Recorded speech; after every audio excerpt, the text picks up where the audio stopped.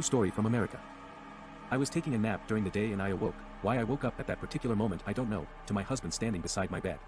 Strangely enough, he was drinking a 20-ounce bottle of soda and shaking his hips back and forth as if to say, haha, I have a soda and you don't. Like a child would, I suppose. Immediately I became aggravated, and I sat up and yelled, Louis, go away and leave me alone. As I watched, fully awake and right before my eyes, my husband started to disappear from the feet up in a fashion that looked digital. I began to be able to see that he was made of little squares and they were quickly disappearing from his feet up until he was completely gone. I have never been so freaked out in all of my life. The other thing about this vision was that it was completely deathly silent. There was no sound at all and it was almost like there was a vacuum or as though the thing itself made everything around it even more silent. For example, my fan that was beside my bed didn't seem to be making a sound. I immediately went upstairs and called him to his cell. He was, and had been all day, in Alabama working. He is a railroad supervisor. The things I know for sure are, 1.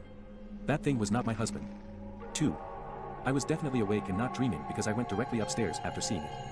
3. I know the everyday term for these things are doppelgangers. I want to know more. What exactly is behind a doppelganger? What or who is it that makes them occur? Also, if anyone is an expert on these things, I would be interested to know why it chose to imitate my husband, and why the dorky childish soda dance. I have seen paranormal things in the past, but to see evidence of a ghost makes sense, you know what they are and pretty much where they come from. But this thing is just too bizarre to me. What creeps me out the most about it, I wonder how long it stood over me while I was sleeping before I sensed it and woke up and saw it.